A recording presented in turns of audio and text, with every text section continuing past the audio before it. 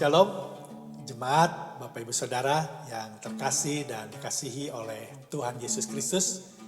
Kiranya damai sejahtera dan kasih karunia yang daripada Allah Bapa dan Tuhan kita Yesus Kristus, serta kekuatan, sukacita, penghiburan, dan tuntunan yang daripada Allah Roh Kudus menyertai setiap kita dimanapun kita berada.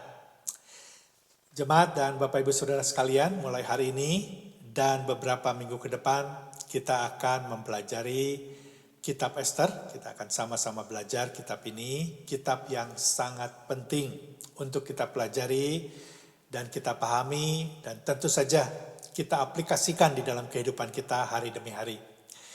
Kitab yang seharusnya menjawab banyak pertanyaan-pertanyaan yang sering kali timbul, seperti di manakah Allah ketika kita sama sekali tidak dapat merasakannya?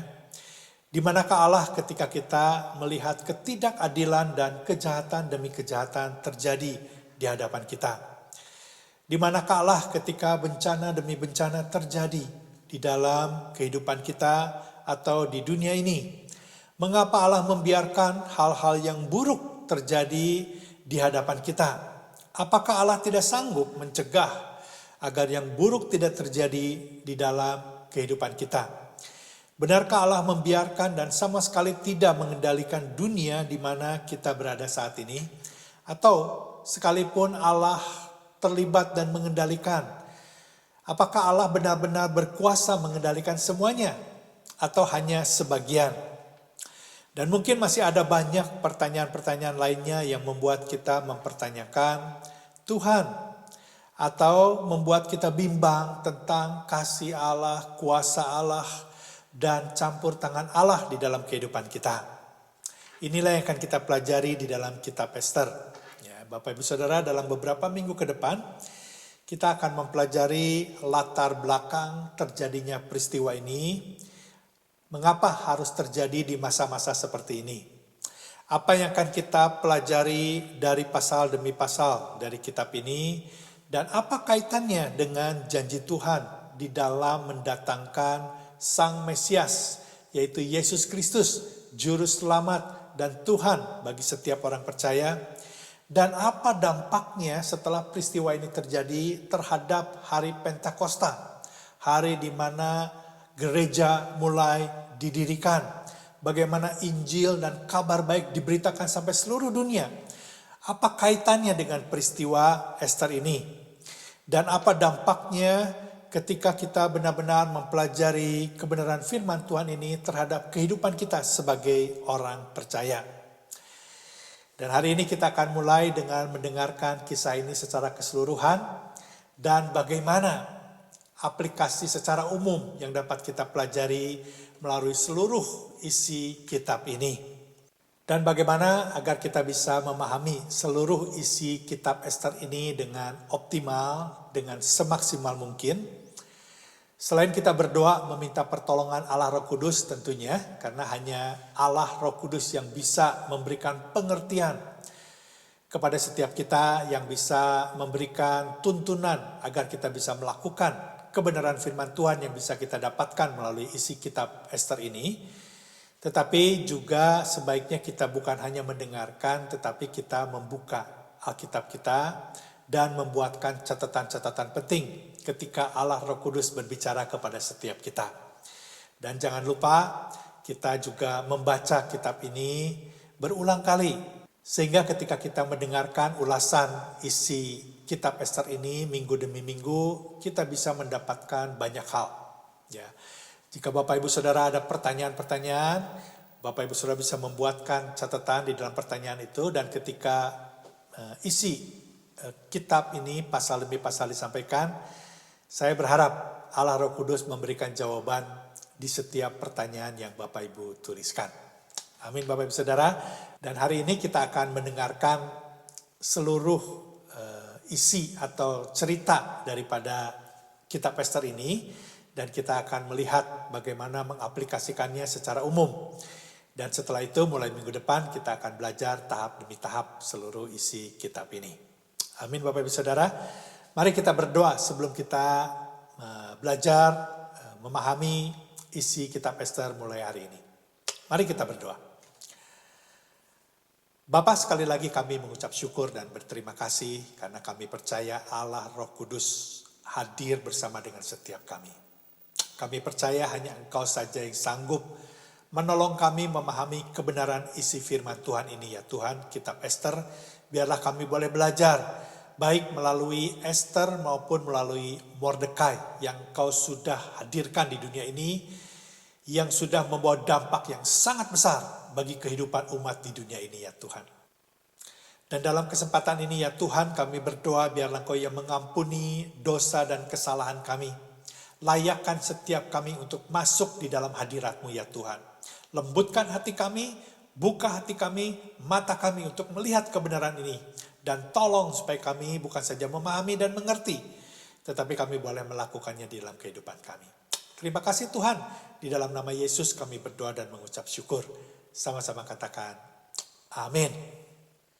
Kisah ini dimulai dengan memberitahu kepada kita ada seorang raja yang bernama Ahasuerus yang menguasai 127 daerah mulai dari India sampai ke Ethiopia, yang mengadakan perjamuan besar selama 180 hari yang dihadiri oleh semua pejabat dan pegawainya, semua tentara Persia dan Media, kaum bangsawan dan semua pejabat daerah dan orang-orang terpandang di bawah kekuasaannya, semuanya diundang hadir. Tidak heran kalau sampai memakan waktu setengah tahun. Di dalam perjamuan tersebut, raja memamerkan seluruh kekayaan dan kebesarannya. Ada kemungkinan besar pertemuan ini diadakan untuk meminta dukungan dari semua wilayah yang ada di bawahnya, di bawah kekuasaannya, di dalam menghadapi Yunani, karena raja saat itu memiliki keinginan untuk memperluas daerah jajahannya. Sepertinya barang-barang yang dipamerkan saat itu untuk memberikan kepercayaan yang lebih tinggi bahwa raja bisa menjamin semua keperluan yang diperlukan jika harus menghadapi tentara Yunani. Setelah selesai perjamuan selama 180 hari, raja menambahkan lagi 7 hari untuk mengundang seluruh rakyatnya yang ada di sekitar benteng Susan, baik kaum kalangan atas sampai kaum kalangan bawah. Jadi total perjamuan ini 187 hari. Di samping itu bukan saja raja yang mengadakan perjamuan, tetapi juga Ratu Wasti, istri dari raja, juga mengadakan perjamuan bagi semua perempuan yang ada di dalam istana. Dan dalam satu kesempatan, raja yang dalam keadaan mabuk, dia menghendaki istrinya hadir di tengah-tengah semua tamu-tamu yang hadir untuk memamerkan kecantikan dari Ratu Wasti. Ya, namun kita ketahui bahwa Ratu Wasti menolak permintaan raja tersebut. Akhirnya singkat cerita, berdasarkan nasihat dari orang-orang yang ada di sekitar raja, maka Ratu Wasti dipecat menjadi seorang permaisuri. Setelah berjalan sekian lama tanpa adanya ratu di sisi raja, maka orang yang dekat dengan raja mengusulkan untuk mencari permaisuri sebagai ganti Ratu Wasti. Bagaimana caranya? Dengan cara mengumpulkan semua perempuan-perempuan cantik di seluruh daerah kerajaannya dan memilihnya satu di antara yang terbaik untuk menjadi istri raja. Dari wanita-wanita cantik yang dikumpulkan, ada seorang wanita Yahudi dari keturunan suku Benyamin, yang mana kedua orang tuanya sudah mati dan diangkat anak dan diasuh oleh seorang yang bernama Mordekai, yang tidak lain adalah pamannya, yang juga dari keturunan suku Benyamin. Nama wanita ini adalah Esther atau Hadasa dalam bahasa Ibrani, dan ketika Esther dibawa ke istana, Mordekai mengingatkan Esther untuk tidak memberitahu identitasnya sebagai orang Yahudi, karena Mordekai takut akan terjadi sesuatu di kemudian hari.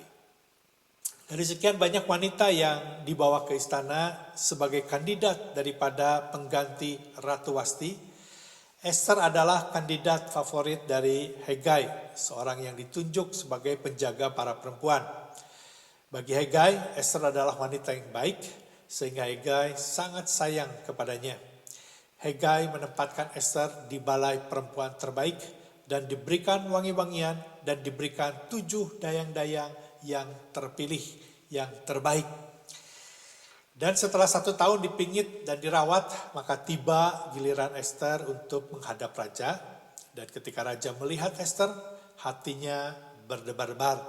Tidak seperti ketika dia melihat wanita-wanita lainnya. Raja langsung jatuh cinta dan sangat menyayangi Esther, sehingga raja mengenakan mahkota kerajaan ke atas kepala Esther dan mengangkatnya menjadi ratu, menggantikan Ratu Wasti.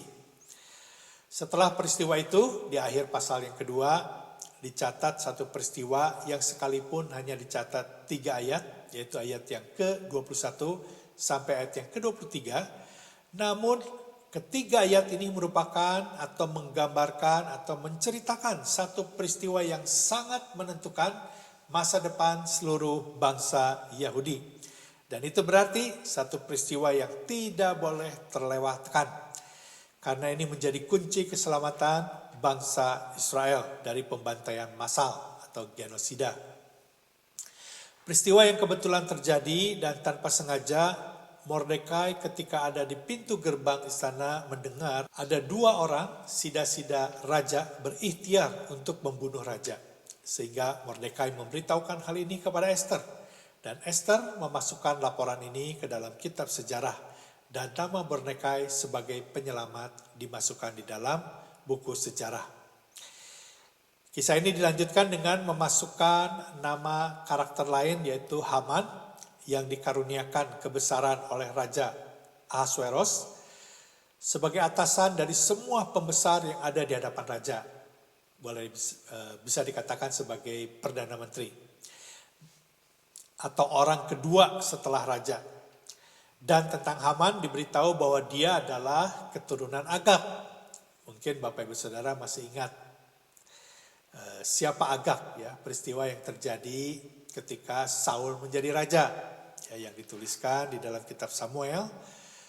1 Samuel pasal yang ke-15, nanti Bapak Ibu Saudara bisa membaca, di mana Agag adalah Raja Amalek yang seharusnya dibunuh oleh Saul, tetapi Saul tidak mentaati. Akhirnya Agag dibunuh oleh Samuel.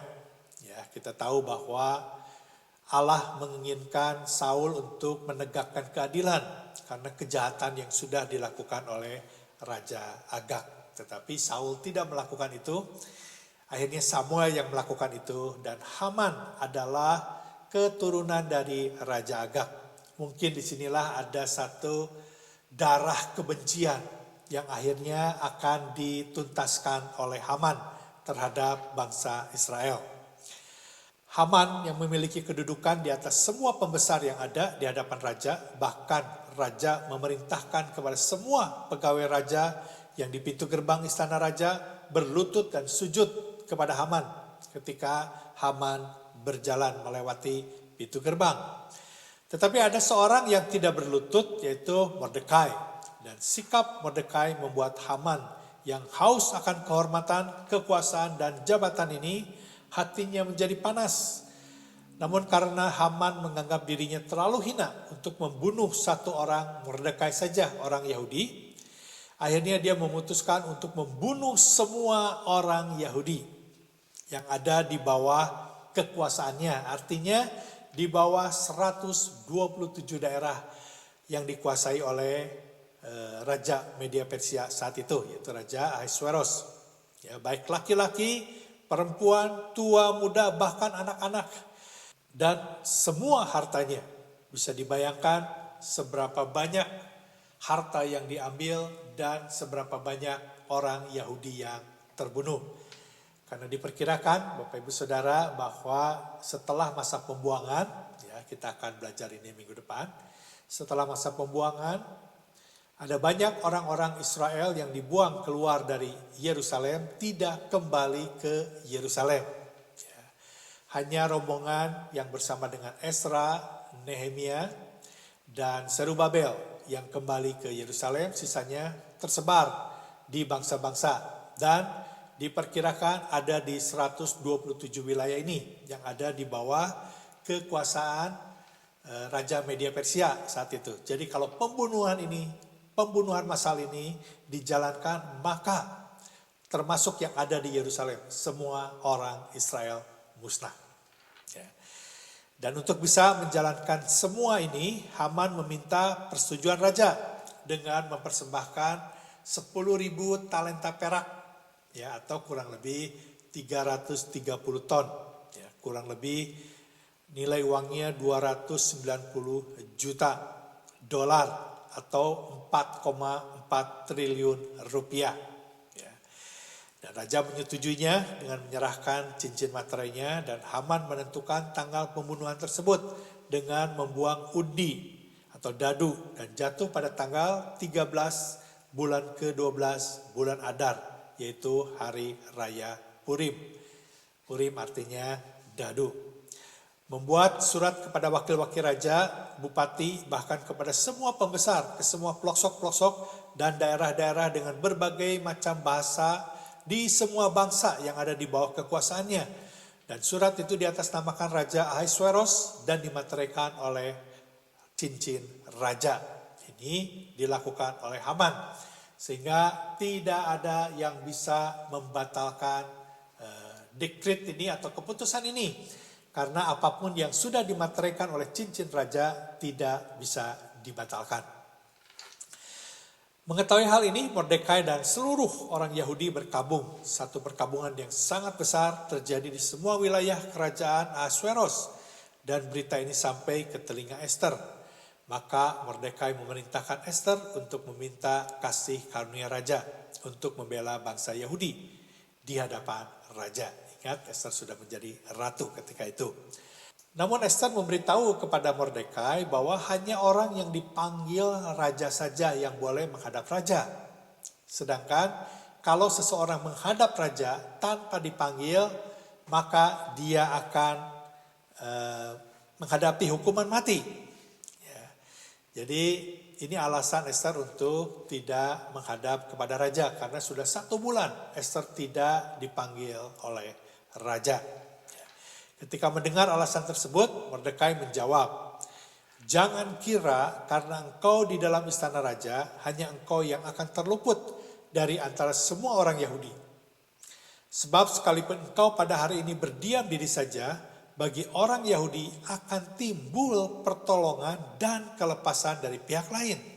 Dan engkau dengan kaum keluargamu akan binasa." Karena Ester juga orang Yahudi. Sekali lagi, dekret yang dikeluarkan oleh Raja Media Persia tidak bisa dibatalkan. Ya, sekalipun Ester adalah istri daripada raja, dekret tidak bisa dibatalkan. Maka Ester akan dibunuh. Ya. Mereka melanjutkan, "Siapa tahu mungkin justru untuk saat yang seperti ini engkau beroleh kedudukan sebagai ratu." Dan Ester menjawab, "Pergilah, kumpulkanlah semua orang Yahudi yang terdapat di Susan dan berpuasalah untuk aku. Janganlah makan dan janganlah minum 3 hari lamanya, baik waktu malam, baik waktu siang. Aku serta dayang-dayangku pun akan berpuasa demikian. Dan kemudian aku akan masuk menghadap raja, sungguh pun berlawanan dengan undang-undang. Kalau terpaksa aku mati, biarlah aku mati." Dan Mordekai menyetujui dan berbuat seperti yang Ester pesankan kepadanya. Semua orang Yahudi berpuasa selama 3 hari. Pada hari yang ketiga, Ester dengan mengenakan pakaian ratu berdiri di depan pintu istana raja, dan raja yang ketika itu bersemayam di atas tahta kerajaan melihat Ester datang menghadapnya sekalipun tidak memanggilnya.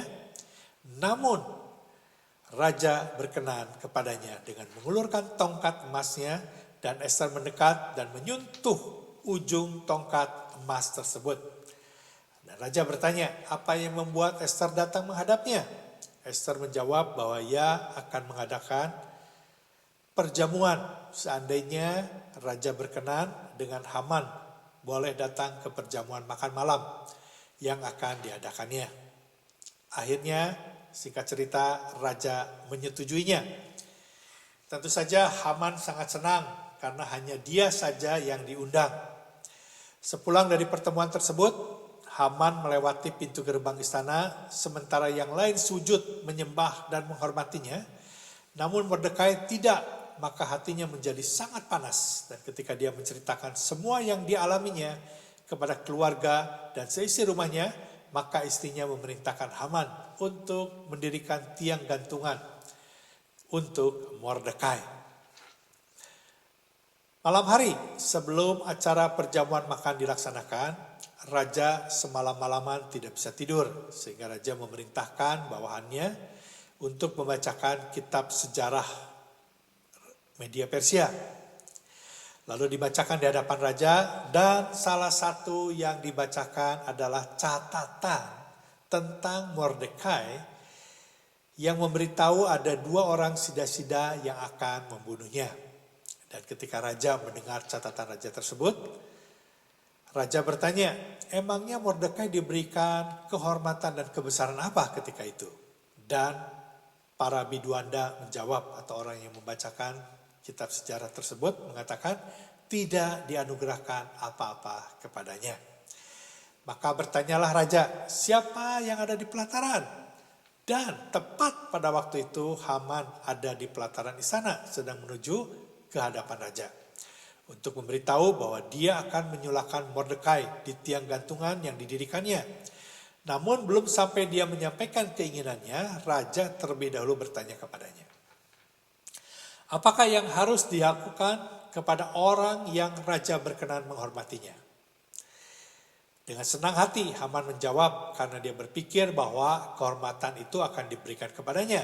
Maka Haman menjawab, mengenai orang yang raja berkenan menghormatinya, hendaklah diambil pakaian kerajaan yang biasa dipakai oleh raja sendiri, dan lagi kuda yang biasa dikendarai oleh raja sendiri, dan yang diberi mahkota kerajaan di kepalanya, dan hendaklah diserahkan pakaian dan kuda itu ke tangan seorang dari antara para pembesar raja, orang-orang bangsawan, lalu hendaklah pakaian itu dikenakan kepada orang yang raja berkenan menghormatinya.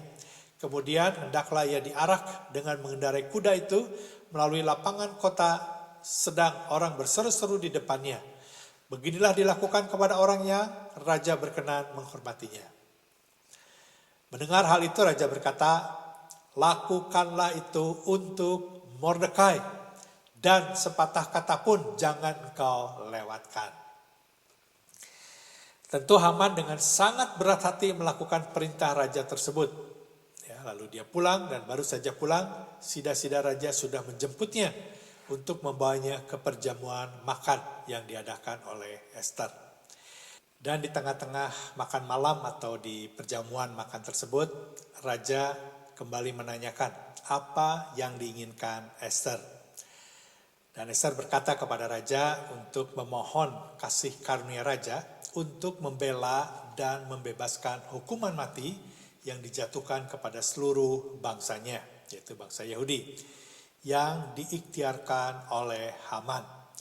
Dan mendengar apa yang diminta oleh Ester, maka raja mengabulkan permintaan Ester dengan membuatkan dekret kedua yang membatalkan semua penghukuman massal, pembunuhan massal atas bangsa Yahudi.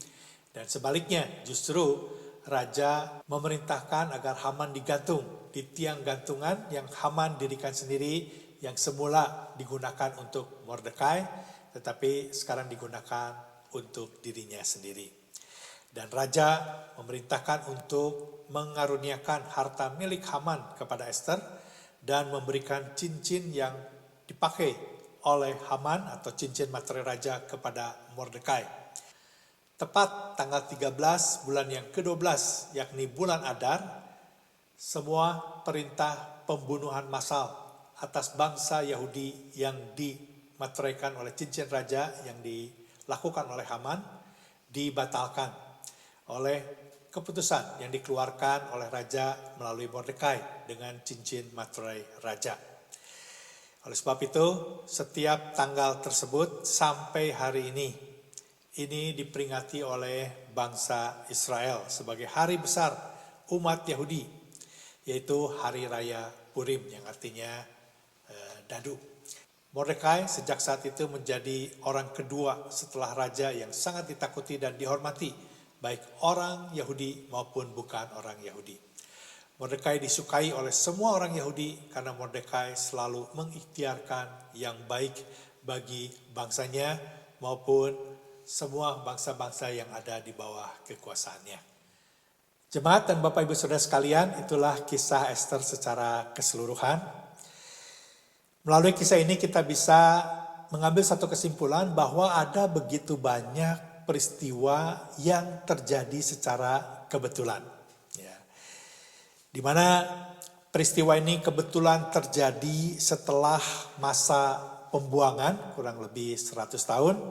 Ya, kita akan bahas ini minggu depan. Kebetulan raja mengadakan perjamuan sehingga dalam satu waktu tertentu di mana dia memecat Wasti sebagai istrinya. Kebetulan Ester diasuh dan diangkat anak oleh Mordekai. Kebetulan Ester memiliki kecantikan yang luar biasa. Ya, kebetulan Ester disayangi oleh Hegai sehingga mendapatkan perawatan yang khusus. Kebetulan Ester dicintai raja dan dipilih menjadi ratu pengganti Ratu Wasti. Kebetulan Mordekai berada di pintu gerbang sehingga bisa mendengar percakapan ada dua sida-sida yang akan membunuh raja. Kebetulan Ester mencatat peristiwa itu dalam buku sejarah. Dan kebetulan pada saat peristiwa itu terjadi, raja tidak memberikan hadiah apapun kepada Mordekai pada saat itu. Dan kebetulan sebelum Mordekai dibunuh dan seluruh umat Yahudi dihukum mati atau dibinasakan, raja tidak dapat tidur semalam-malaman. Sehingga raja memerintahkan bidu wanita atau pembaca kitab sejarah membacakan apa yang sudah terjadi. Dan kebetulan yang dibacakan adalah peristiwa di mana Mordekai menyelamatkan nyawanya.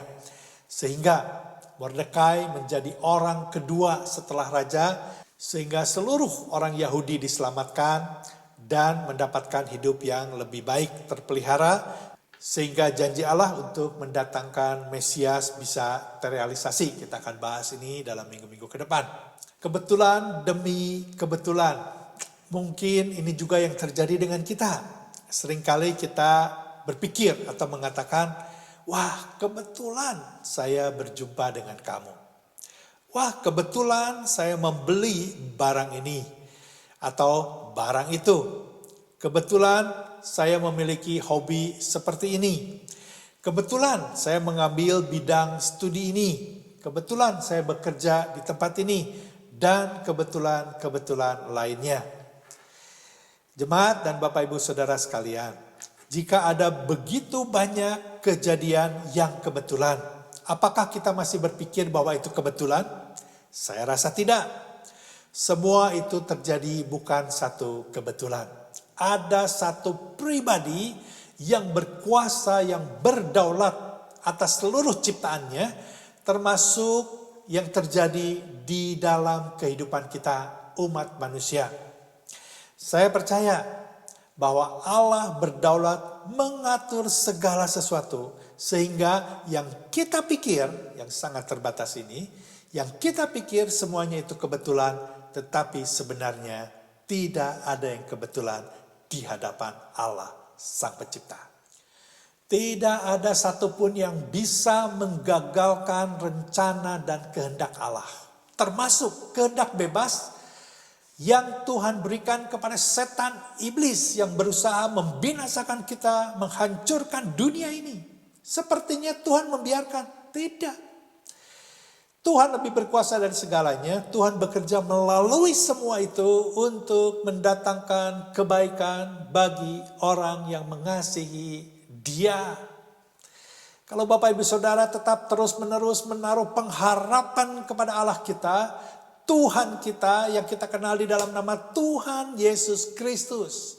Dan kita terus berusaha mentaati perintah-perintah Tuhan seperti apa yang sudah dilakukan oleh Mordekai dan Esther. Pegang baik-baik. Janji Tuhan digenapi di dalam kehidupan kita. Allah lebih besar dari kelemahan kita.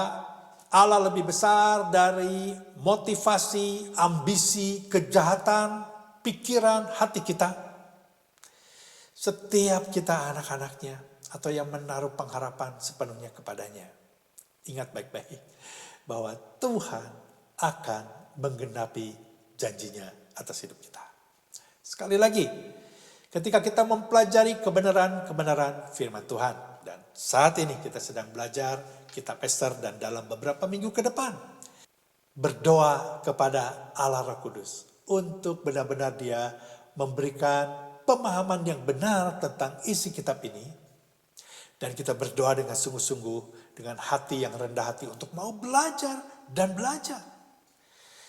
Dan berdoa kepada Allah Roh Kudus untuk Dia bisa menolong kita mengaplikasikan, mentaati apa yang Tuhan sudah perintahkan, meneladani kehidupan Mordekai dan Esther sehingga hidup kita semakin hari semakin berubah, semakin dewasa, dan sehingga nama Tuhan semakin dimuliakan di dalam kehidupan kita. Mengucap syukur kepada Tuhan karena kita memiliki Allah yang jauh lebih besar dari segala kelemahan kita, kekurangan kita. Sehingga kita memiliki masa depan yang penuh dengan pengharapan, yang cerah bersama dengan Tuhan. Amin Bapak Ibu Saudara. Mari kita berdoa. Bapa, kami mengucap syukur melalui kisah atau peristiwa yang dialami oleh Esther dan Mordekai. Kami kembali diingatkan ya Tuhan, bahwa sekalipun kami tidak merasakan Engkau, kami tidak bisa melihat Engkau secara kasat mata, tetapi kami kembali diingatkan bahwa Engkau tetap hadir di dunia ini. Engkau yang mengatur segala sesuatu terjadi sesuai dengan rencana dan kehendak-Mu. Ampuni kami ya Tuhan, jika selama ini kami belum melakukan apa yang harus kami lakukan sebagaimana yang Engkau inginkan. Melalui Mordekai dan Esther, biarlah kami boleh meneladaninya ya Tuhan. Untuk dalam keadaan apapun juga, kami tetap tidak kompromi dengan keinginan dunia ini atau ambisi pribadi kami semata-mata. Tetapi kami mau hanya mentaati perintah-perintah-Mu ya Tuhan. Dan kami percaya Allah Roh Kudus akan menolong setiap kami yang menaruh pengharapan sepenuhnya kepada-Mu. Tuhan Yesus Kristus, biarlah dalam minggu-minggu ke depan ketika kami mempelajari kitab Ester ini, tolong setiap kami ya Tuhan, berikan hati yang haus dan lapar, hati yang rendah hati mau belajar ya Tuhan. Dan biarlah Allah Roh Kudus saja yang mengajar setiap kami. Terima kasih, kami menyerahkan sisa hidup kami ke dalam tangan-Mu, dan biarlah nama Tuhan dimuliakan di dalam sisa hidup kami. Di dalam nama Yesus kami berdoa dan mengucap syukur. Sama-sama katakan amin. Shalom. Sampai jumpa minggu depan. Dan Tuhan memberkati. הסנוניות הרחיקו עוף, אבל חזרו אליי העננים, הרחיקו נדוד, חשבתי לבלי שוב, אבל חזרו אליי, ורק אחד אשר